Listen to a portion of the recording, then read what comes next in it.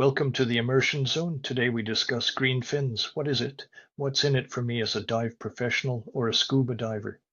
Could green fins be the first worldwide trustworthy brand that we've been missing in the dive industry? Let's dive in. Hey everyone, welcome back. We're diving into something pretty fascinating today, especially if you happen to be into diving or snorkeling or just, appreciate those incredible underwater ecosystems we all love. Absolutely. It's pretty easy to get caught up in the day-to-day and maybe not think too much about how our underwater adventures, impact the environment. But honestly, it's something we should all be thinking about, right? Yeah, I mean it's so crucial for the health of our oceans and for the future of diving and snorkeling too. Exactly. So today we're taking a deep dive into green fins. Green fins. Have you Yes, heard of it? I've heard the name. Yeah, it's an initiative from the UNEP, the United Nations Environment Program, and it's all about promoting sustainable diving and snorkeling practices. Interesting. We want to give you the rundown on what exactly green fins is, who it's really aimed at, whether you're a diver, an instructor, or a whole dive center, and what it actually takes to become a certified green fins operation. And, how hard is that process, really? And the big question, how can we be sure a green fins label is actually, trustworthy? Like, can we really trust that a green fins dive center is truly green? All good questions. We dug into a bunch of sources for this, so we've got a lot to unpack. Excellent. So let's just jump right in. Green fins. Yeah. What is it at its core? Like, give us the elevator pitch. Okay, so in a nutshell, Green Fins is this unique conservation initiative, and what's cool about it is it bridges the gap between like the political world and marine conservationists on the ground. Okay. And their goal, sustainable diving and snorkeling destinations globally. They've got this three-pronged approach that's pretty effective, actually. Three-pronged. Okay, what are those prongs? So first, they do these environmental assessments of dive and snorkel businesses. Got it. Then they've got a huge focus on environmental education for, everyone involved. Okay. And third, they actually work on strengthening those environmental laws, especially in those popular tourist spots. That's pretty comprehensive, I gotta say. It is. So who are the masterminds behind Green Fins? Who's really running the show? Well, it's a collaboration between, as you mentioned, the UNEP, the United Nations Environment Program, and an organization called the Reef World Foundation. The Reef World Foundation. They work hand in hand to put the Green Fins program into action and expand its reach. Okay. But it's not just them, right? They've built this impressive network that includes over 400 dive and snorkel centers, which is amazing, and a whole bunch of what they call environmental champions. Environmental champions. I like that. Right. So those champions, they could be local conservation groups, they could be individuals who are just super passionate about protecting their little corner of the ocean. So it sounds like they're really building a community around this. Absolutely. And that's kind of the core idea, right? They want to empower dive operators to be a part of the solution, to be advocates for sustainable diving. I like that. So by joining Green Fins, these dive operators are basically saying, hey, we're serious about protecting the marine environment. Exactly. And there's this quote from Chloe Harvey, the executive director of the Reef World Foundation. She says, Green Fins wants to set those environmental best practices for dive operators everywhere. Yeah. And it's actually working. Green Fins is becoming this globally recognized, like the standard, the benchmark for diving and snorkeling operations. That's pretty impressive. It is. So you mentioned earlier, who Green Fins is for. Yeah. And it sounds like dive centers are a big part of this, but what about individual divers like me or dive instructors? Where do we fit in? Yeah, you're right. Initially, it was very much focused on helping those dive centers and resorts adopt those environmental best practices. But now it's definitely grown to encompass this much broader network of those environmental champions. Okay. And that includes divers, snorkelers, and instructors. So how does it work for us then? Well, think about it. Dive centers that become Green Fins members, they're making this pledge to protect marine life. Yeah. And to do that, they often ask their customers, the divers and snorkelers, to follow certain guidelines during their trips. Okay, like what kind of guidelines? Oh, simple things like not touching corals, being mindful of your buoyancy so you don't accidentally damage the reef, properly disposing of any waste, even choosing reef-safe sunscreen. So it's about educating the divers and snorkelers too. Absolutely. Because, those choices, those individual actions, they really do add up and contribute to the overall effectiveness of green fins. That makes sense. If the dive center's promoting responsible behavior, the divers need to be on board too. Exactly. Now, what about the dive staff, the instructors? What role do they play in all this? Oh, they're essential. Green Fins really stresses the importance of annual environmental education for all dive staff. Okay. So, those instructors, dive masters, they're equipped with the knowledge to lead environmentally responsible dives, and they can educate their students and customers too. Right. They become like ambassadors for sustainable diving.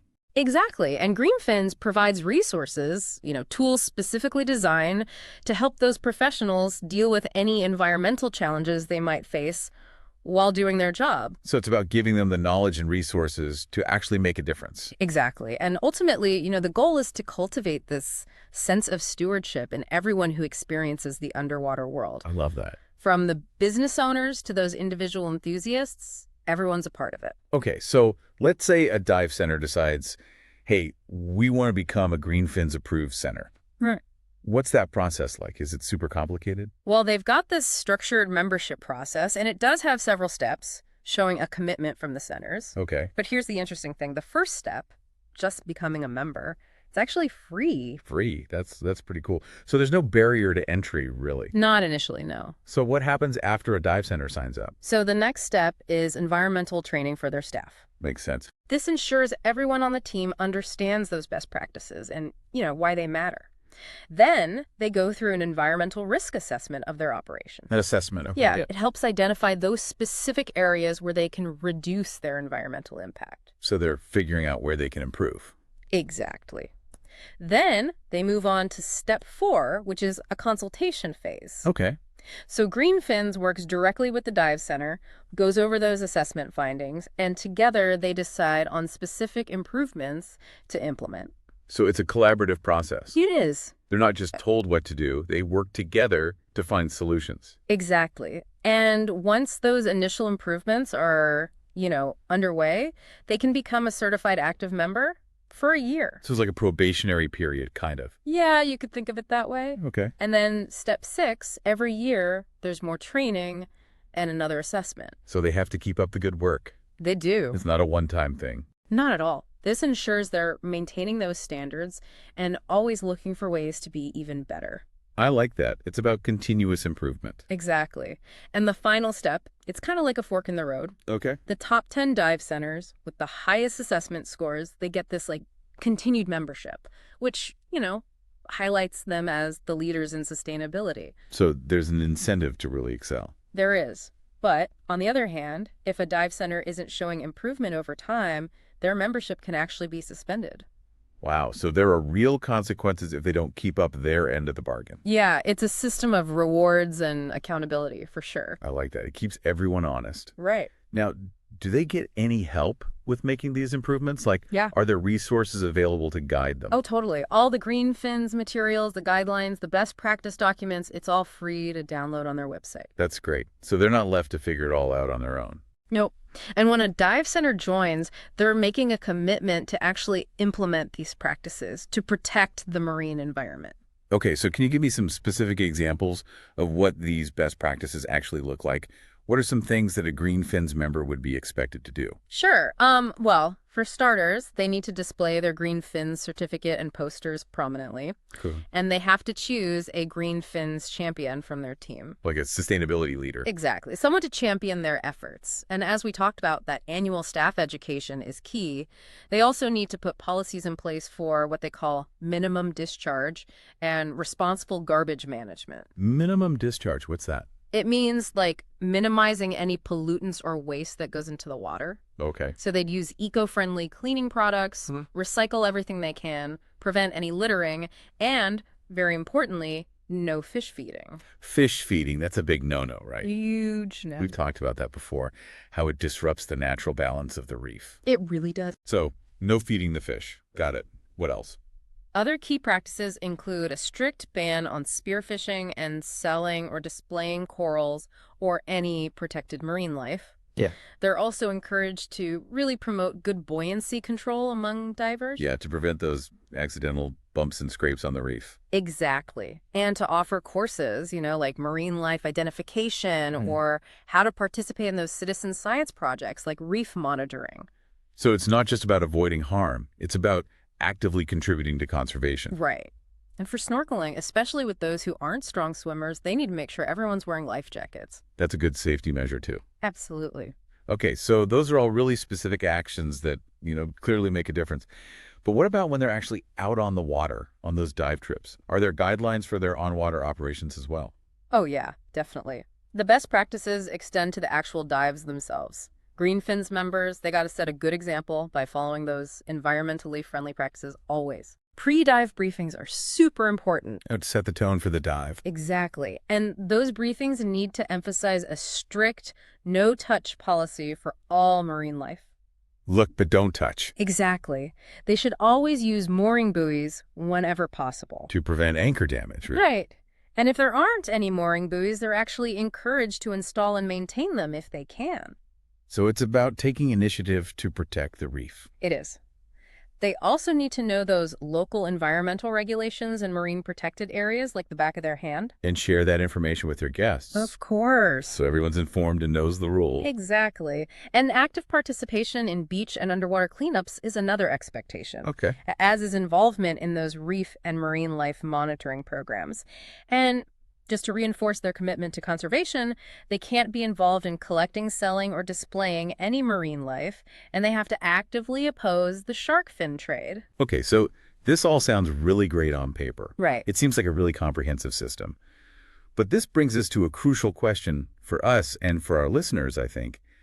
How do we know that the Green Fins label actually means something? Yeah. Is Green Fins actively monitoring these dive centers to make sure they're actually living up to these standards? Right. And in the end, can we really trust that a Green Fins dive center is truly green? That's the million-dollar question, isn't it? It's all about the credibility of the initiative. But the membership process itself, with its annual training and assessments, it definitely suggests an ongoing evaluation of the centers. Okay. And the fact that to stay a member, the high-performing centers, that's linked to their assessment scores, while those who don't improve risk getting suspended, well, that creates this framework for continuous improvement and accountability. Okay, so it's not just a one-time certification, and then they're off the hook. No, it's a relationship. It's ongoing. And another thing, Greenfins has a feedback mechanism. Oh. They really encourage divers and, anyone really to report what they see, good or bad, about a member's practices. And how do they do that? They have a report form right on their website. So there's a way for the community to provide oversight. Exactly. And with this growing network of members and those environmental champions, there's bound to be some peer pressure, some accountability there as well. Right. The dive community can help hold each other accountable. Exactly. So what else makes this label trustworthy?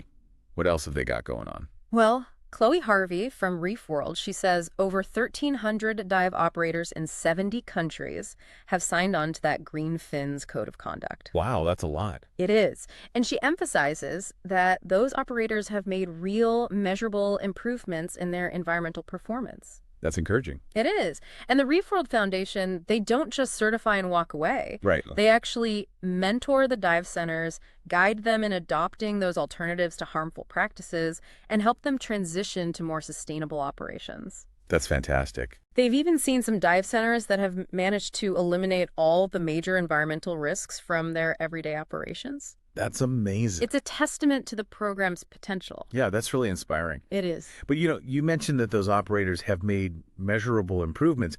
Is there anyone independently verifying those improvements? Like, are there audits or a separate organization checking up on them? That's a good point.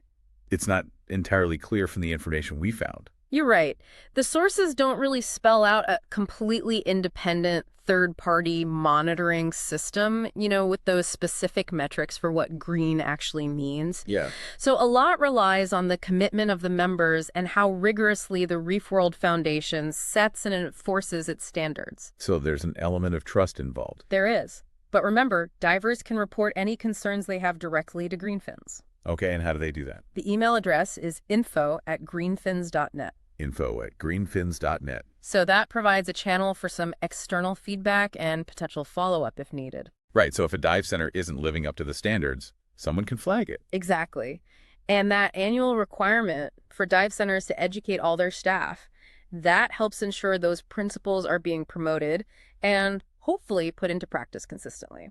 Okay, so while it might not be a foolproof guarantee of being green, in the purest sense, there are these checks and balances in place to encourage dive centers to operate sustainably. Right.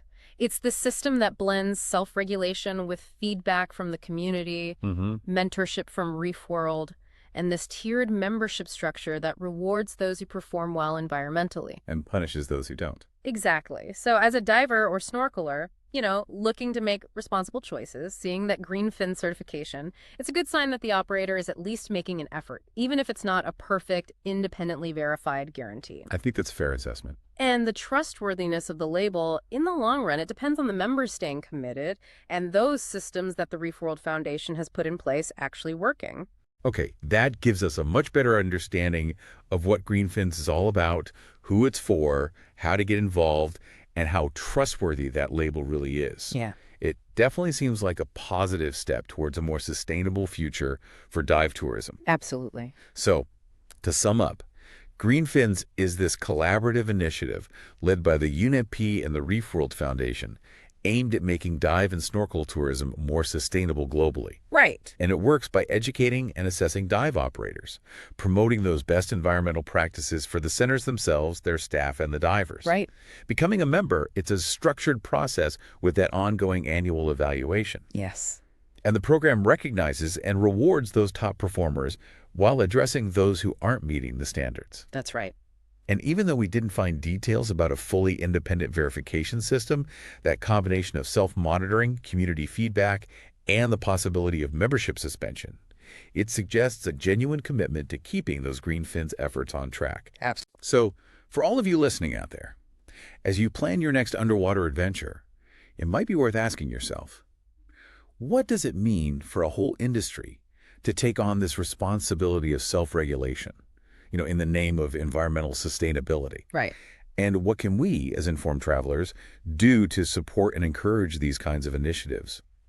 Maybe actively choosing dive operators with that green fin certification is one way we can contribute to a healthier future for our oceans. I think that's a great point. So thanks for joining us for this deep dive into green fins. And for our listeners, if you want to learn more, head over to the Green Fins website. That's greenfins.net. And every time you explore that amazing underwater world, consider your own impact. Every little bit helps. Every little bit helps. Until next time. See you then. Thanks for listening, and please subscribe to The Immersion Zone wherever you are listening to this or at www.theimmersionzone.com. Thanks. Dive safe.